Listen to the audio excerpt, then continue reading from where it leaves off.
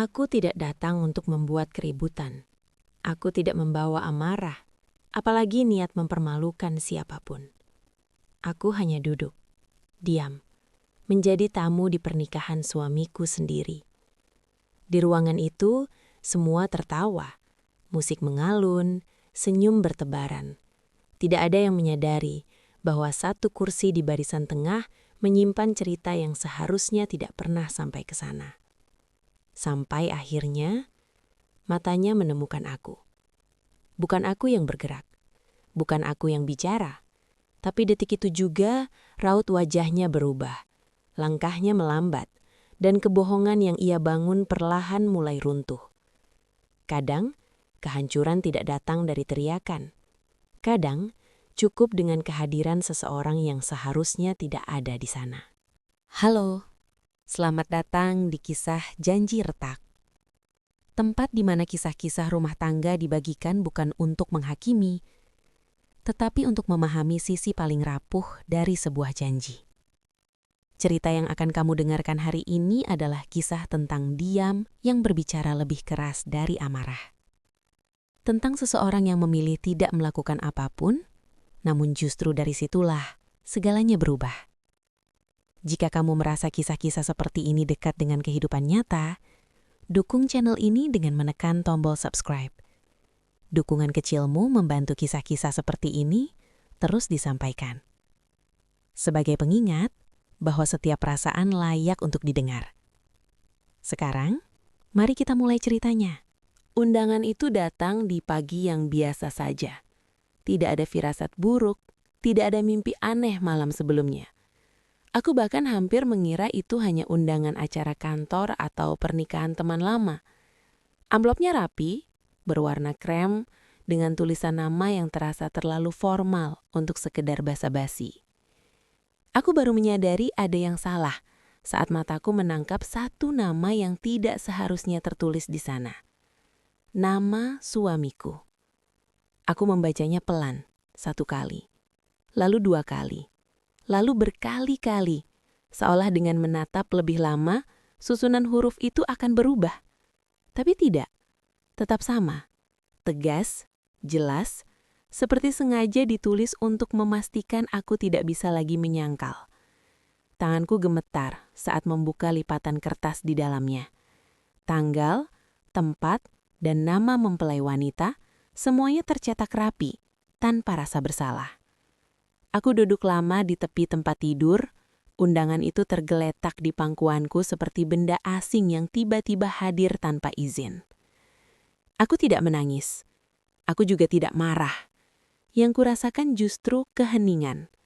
Keheningan yang aneh, seolah pikiranku memilih berhenti bekerja agar aku tidak langsung runtuh. Dalam diam itu, potongan-potongan kecil dari masa lalu mulai bermunculan. Pulang yang selalu terlambat, ponsel yang sering dibalik layarnya, jawaban singkat yang terdengar lelah tapi terlalu sering. Semua itu tiba-tiba masuk akal. Aku menutup undangan itu perlahan, lalu membukanya lagi. Ada bagian dari diriku yang berharap ini hanya kesalahan, salah cetak, salah kirim. Tapi semakin lama aku menatapnya, semakin aku sadar, kesalahan ini terlalu rapi untuk disebut kebetulan. Hari itu berjalan seperti biasa, tapi rasanya tidak lagi sama. Aku menjalani aktivitas dengan tubuh yang bergerak otomatis, sementara pikiranku terus kembali pada satu pertanyaan yang sama. Sejak kapan aku tidak lagi menjadi bagian dari hidupnya? Malamnya, aku duduk sendirian di ruang tamu dengan undangan itu kembali di tanganku. Aku membayangkan kemungkinan yang bisa kulakukan. Menghubunginya, bertanya, menuntut penjelasan, menangis, marah. Semua reaksi itu terasa wajar. Tapi entah kenapa aku tidak memilih satupun. Ada kelelahan yang terlalu dalam untuk diubah menjadi marah. Ada luka yang sudah terlalu lama ditahan hingga berteriak pun terasa tidak berguna. Di titik itu, aku menyadari satu hal yang mengejutkanku sendiri. Aku tidak ingin bertanya. Aku tidak ingin berdebat. Aku ingin melihatnya dengan mataku sendiri. Dan disitulah keputusan itu lahir. Bukan keputusan besar yang penuh emosi, melainkan keputusan tenang yang terasa dingin tapi jelas. Aku akan datang ke pernikahan itu. Aku akan duduk, aku akan diam. Bukan untuk membuat keributan, bukan untuk mempermalukan siapapun. Aku hanya ingin berhenti menjadi orang yang terus berpura-pura tidak tahu, sementara hidupku perlahan diambil dariku tanpa izin. Dan sejak malam itu, aku tahu, hari yang tertulis di undangan itu bukan hanya hari pernikahannya. Itu adalah hari di mana hidupku akan berubah, apapun yang terjadi. Setelah keputusan itu kuambil, tidak ada rasa lega yang langsung datang. Justru sebaliknya. Hari-hari berikutnya terasa lebih berat, seolah pikiranku terus menguji keputusan yang sudah kubuat. Setiap pagi aku bangun dengan pertanyaan yang sama. Apakah aku benar-benar siap melihatnya menikah dengan orang lain dan tetap diam? Aku tidak membatalkan apapun dalam hidupku. Aku tetap bekerja, tetap berbincang dengan orang-orang di sekitarku, tetap tersenyum jika perlu. Dari luar, hidupku tampak berjalan normal.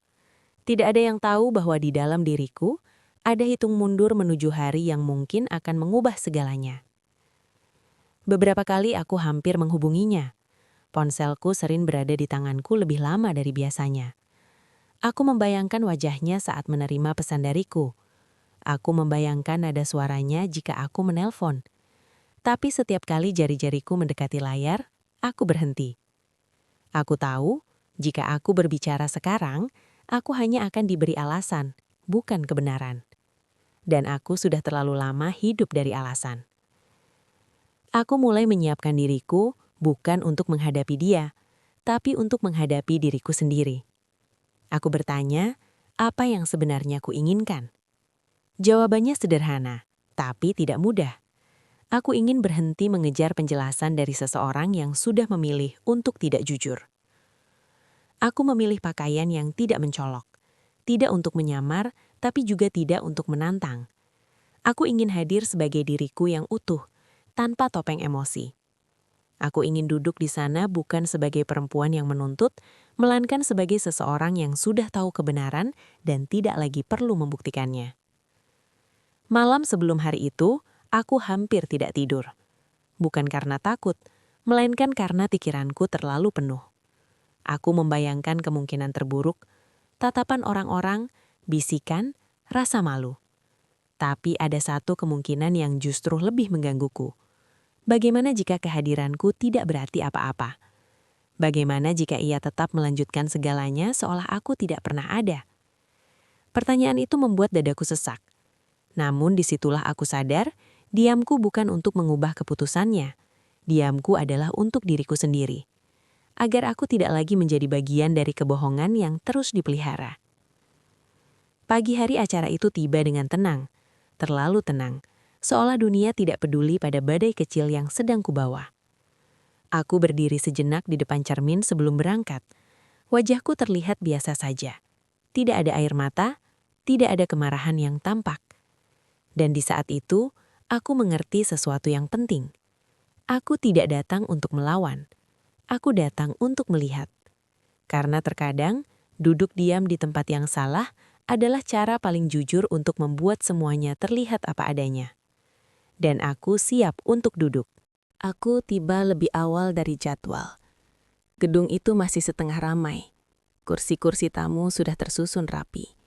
Bunga-bunga segar tertata seolah tidak tahu apa yang akan terjadi. Aku memilih kursi di barisan tengah. Posisi yang tidak mencolok, tapi juga tidak tersembunyi. Dari sana, aku bisa melihat altar dengan jelas.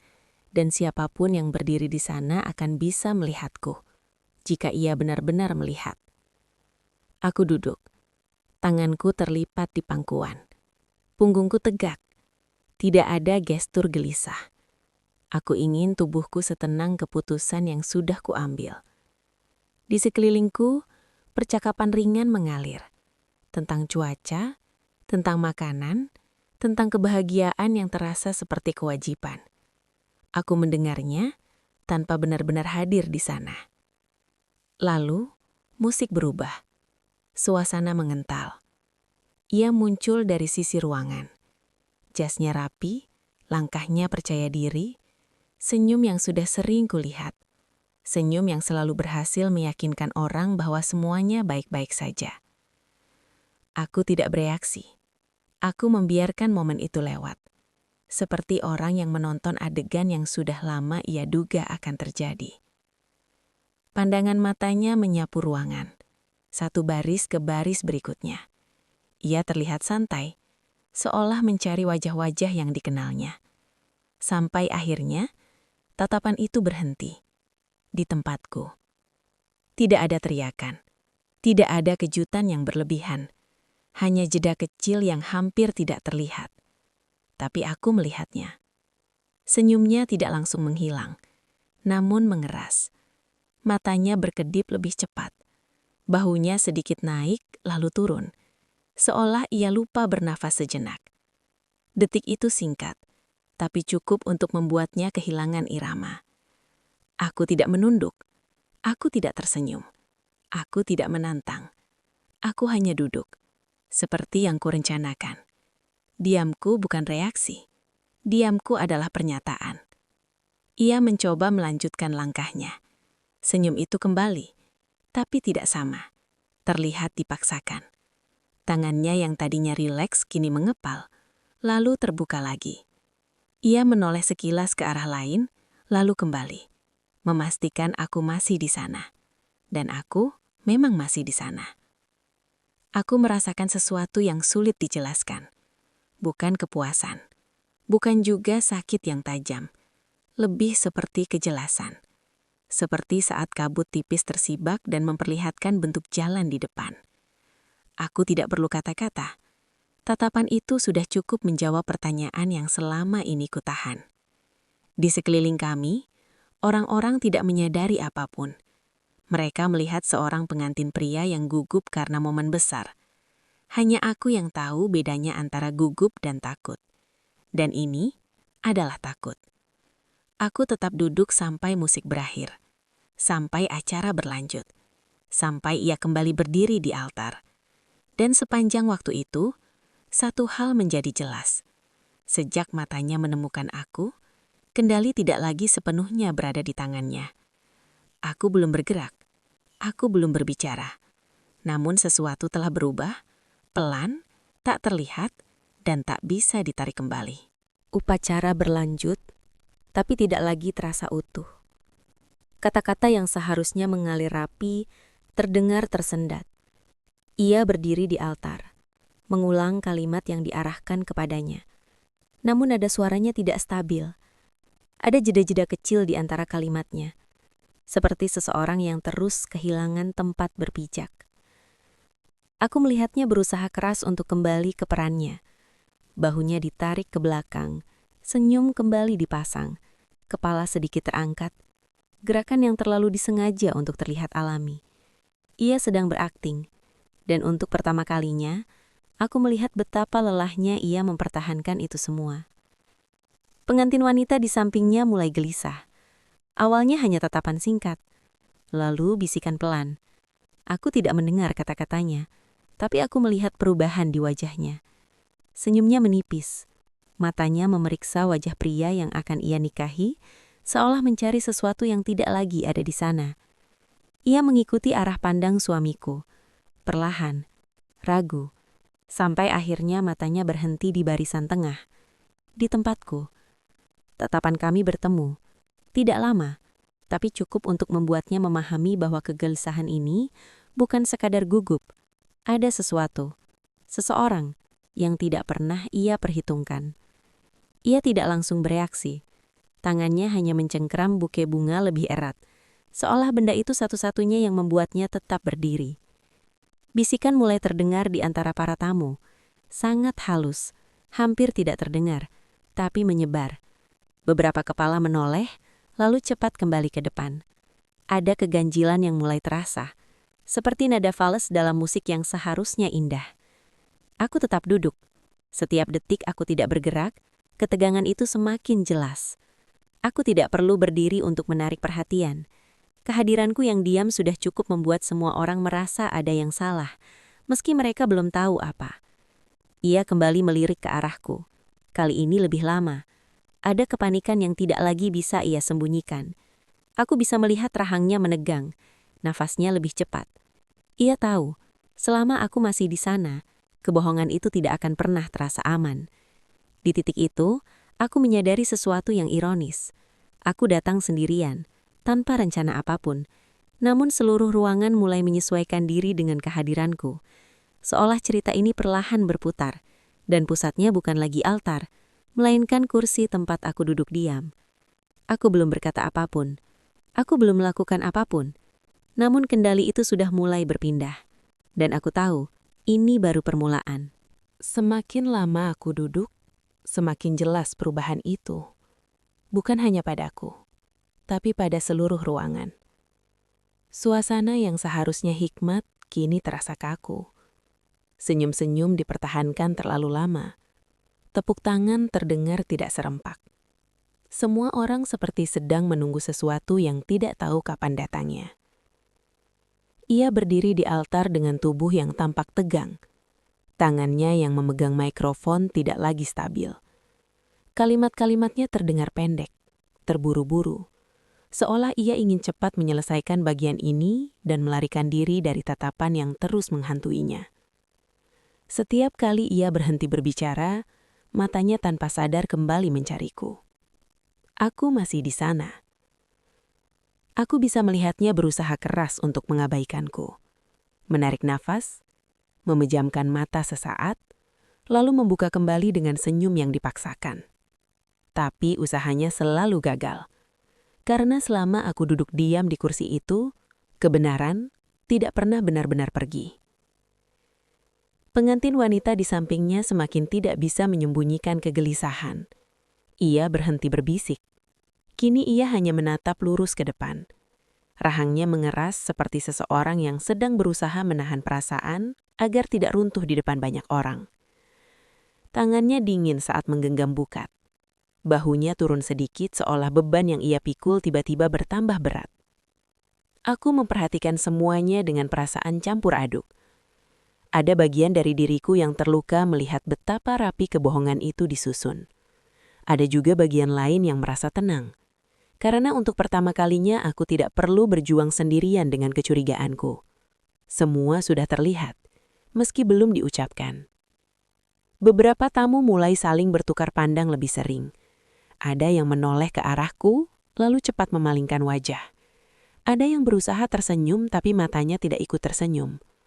Seolah ruangan itu sadar bahwa ada satu kebenaran yang menggantung di udara, dan siapapun yang menarik nafas terlalu dalam bisa menyentuhnya. Aku menyadari sesuatu yang membuat dadaku bergetar pelan. Aku tidak perlu berdiri untuk didengar. Aku tidak perlu bicara untuk dimengerti. Diamku telah berubah menjadi suara yang paling mengganggu di ruangan itu. Dan di saat itu, aku tahu, ini tidak akan bisa diselesaikan dengan cepat. Seseorang akan kehilangan sesuatu hari ini. Entah reputasi, entah rencana, entah masa depan yang sudah disusun rapi. Aku tetap duduk, tetap diam. Dan tepat di titik itulah, aku melihatnya. Tatapan yang tidak lagi berusaha menyembunyikan apapun. Tatapan orang yang sadar bahwa kebohongan ini sudah terlalu jauh untuk diselamatkan. Aku belum bergerak, tapi kehancuran itu sudah mulai terdengar. Momen itu akhirnya tiba tanpa aba-aba. Tidak ada teriakan, tidak ada pengakuan dramatis, hanya sebuah jeda panjang yang terasa terlalu berat untuk diisi dengan apapun. Musik yang seharusnya mengalun lembut terhenti sesaat karena isyarat yang terlambat. Pembawa acara menoleh bingung, lalu tersenyum kaku, mencoba menjaga suasana tetap hidup. Namun, suasana itu sudah mati. Ia berdiri terpaku di altar, tidak lagi berbicara, tidak lagi mencoba. Tangannya turun dari mikrofon, dan untuk pertama kalinya sejak acara dimulai, ia menundukkan kepala. Bukan menunduk karena hikmat, melainkan karena tidak tahu harus kemana lagi melarikan diri. Pengantin wanita di sampingnya akhirnya bergerak. Ia menoleh, bukan ke arahku, tetapi ke wajah pria yang hendak ia nikahi. Tatapannya lama, sunyi dan penuh tanya. Tidak ada amarah di sana, hanya kekecewaan yang mendalam, jenis kekecewaan yang muncul saat seseorang menyadari bahwa kebenaran datang terlambat. Ia berkata sesuatu, pelan. Tidak semua orang mendengarnya, tapi perubahan di wajah pria itu sudah cukup menjadi jawabannya. Rahangnya mengeras, nafasnya tertahan. Dan saat itu, keluarga yang duduk di barisan depan mulai menyadari bahwa ini bukan sekedar gugup biasa. Beberapa orang berdiri, ada yang berbisik, ada yang mencoba mendekat, lalu ragu. Tidak ada yang benar-benar tahu harus berbuat apa. Pernikahan itu seolah berhenti di tengah kalimat, tidak berakhir, tapi juga tidak bisa dilanjutkan. Aku masih duduk di tempatku, tidak ada yang menegurku, tidak ada yang memintaku pergi. Kehadiranku sudah cukup menjelaskan semuanya. Dan anehnya, di tengah kekacauan yang sunyi itu, aku merasa tenang. Aku sadar, aku tidak mengambil apapun dari siapapun hari itu. Aku hanya berhenti menyembunyikan keberadaanku. Selebihnya, kebohonganlah yang runtuh oleh beratnya sendiri. Akhirnya, tanpa pengumuman resmi, orang-orang mulai meninggalkan kursi mereka. Tepuk tangan tidak pernah terdengar, musik tidak kembali dimainkan. Dekorasi yang indah kini hanya menjadi latar dari sesuatu yang gagal diselesaikan. Aku berdiri perlahan, tidak tergesa, tidak dramatis. Aku melangkah menuju pintu keluar tanpa menoleh ke belakang. Di detik itu aku tahu satu hal dengan pasti. Apapun yang terjadi setelah ini, tidak ada lagi yang bisa kembali seperti semula. Karena kebenaran, sekali terlihat, tidak pernah bisa dilupakan. Aku keluar dari gedung itu, tanpa satupun orang menghentikanku. Pintu tertutup pelan di belakangku, dan seketika, suara di dalam terasa jauh, seperti gema dari kehidupan yang tidak lagi menjadi milikku. Di luar, udara terasa lebih dingin, lebih nyata. Aku menghirupnya dalam-dalam, mencoba menenangkan detak jantung yang baru sekarang terasa begitu jelas. Langkah kakiku melambat saat sampai di parkiran. Aku duduk di dalam mobil tanpa menyalakan mesin. Tanganku masih berada di setir, tapi pikiranku melayang jauh. Aku memejamkan mata sejenak, membiarkan kelelahan itu datang tanpa perlawanan. Bukan lelah fisik, melainkan lelah karena terlalu lama menahan sesuatu yang akhirnya terlepas. Ponselku bergetar.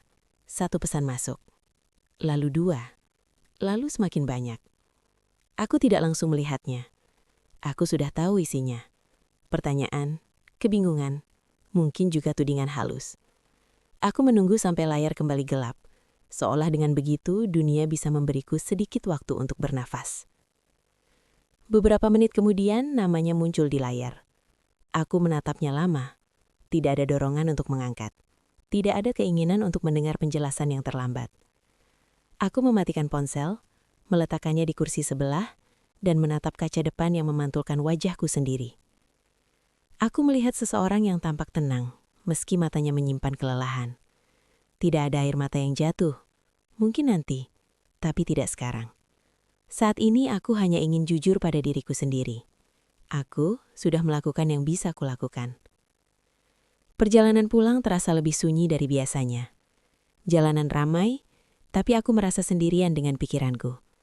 Ada bagian dari diriku yang bertanya-tanya, apakah aku seharusnya mengatakan sesuatu? Apakah diamku terlalu kejam? Namun pertanyaan itu segera tenggelam oleh satu kesadaran sederhana. Aku tidak berhutang penjelasan pada siapapun yang memilih berbohong. Di rumah, aku melepas sepatu dan duduk di lantai ruang tamu. Lampu tidak langsung kunyalakan. Aku membiarkan ruangan itu gelap sejenak, hanya ditemani cahaya dari luar. Dalam keheningan itu, aku akhirnya merasakan sesuatu yang selama ini hilang. Kelegaan. Bukan karena semuanya selesai, tapi karena aku tidak lagi memikul beban sendirian. Kebenaran sudah berada di tempatnya, dan untuk pertama kalinya, aku tidak harus menjelaskan apapun agar dimengerti. Malam itu, aku tidur lebih cepat. Bukan karena aku lelah berlebihan, tetapi karena aku tahu, esok hari, segalanya akan terasa berbeda. Tidak lebih mudah mungkin, tapi lebih jujur. Dan itu sudah cukup. Hari-hari setelah itu tidak dipenuhi penjelasan atau perdebatan panjang. Tidak ada pengumuman besar, tidak juga klarifikasi yang diumumkan ke siapapun. Kehidupan berjalan, pelan tapi pasti, seolah memberi jarak antara aku dan kejadian yang sudah berlalu. Aku memilih menyederhanakan hidupku, bukan sebagai pelarian, melainkan sebagai cara untuk bernafas kembali. Aku membereskan barang-barang di rumah, menyimpan hal-hal yang terlalu penuh kenangan ke dalam kotak, dan membiarkan ruang kosong muncul tanpa merasa bersalah.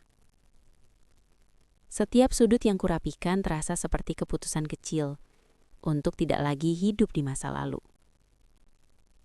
Ada saat-saat ketika pikiranku kembali ke gedung itu, ke kursi tempat aku duduk, ke tatapan yang sempat bertemu. Aku tidak mengusir ingatan itu. Aku membiarkannya datang dan pergi. Aku belajar bahwa melupakan bukan syarat untuk sembuh. Menerima adalah langkah pertama. Beberapa orang mencoba menghubungiku. Ada yang ingin tahu, ada yang ingin membela, ada juga yang sekadar penasaran. Aku menjawab seperlunya. Aku tidak lagi merasa harus menjelaskan semuanya agar terlihat benar. Aku sadar, tidak semua orang akan memahami pilihanku, dan itu tidak apa-apa. Yang terpenting, aku mulai memahami diriku sendiri dengan lebih jujur. Aku menyadari bahwa aku tidak kehilangan apapun hari itu. Aku justru berhenti menghilangkan diriku sendiri. Bertahun-tahun aku menyesuaikan diri, menurunkan suaraku dan menunda pertanyaan demi menjaga ketenangan yang palsu. Kini aku tidak perlu lagi melakukan itu. Suatu pagi saat cahaya matahari masuk lembut ke dalam rumah, aku berdiri lama di depan jendela. Tidak ada kesedihan yang menusuk, hanya ketenangan yang sederhana. Aku tidak tahu seperti apa masa depanku nanti. Aku juga tidak terburu-buru mencari jawabannya.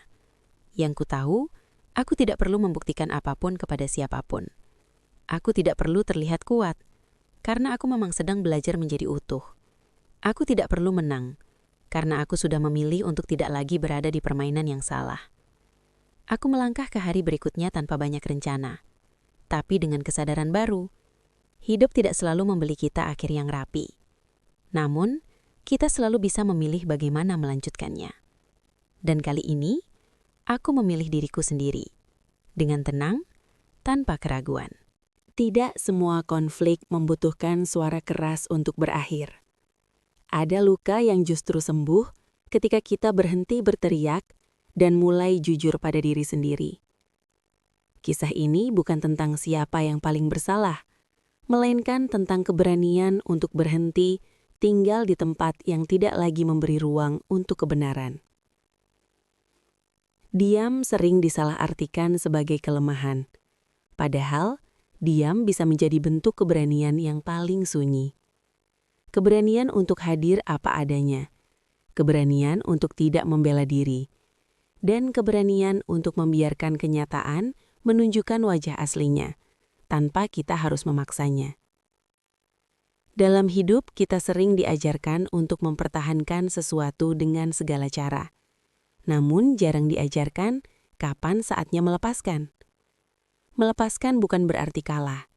Melepaskan adalah bentuk penghormatan terakhir pada diri sendiri.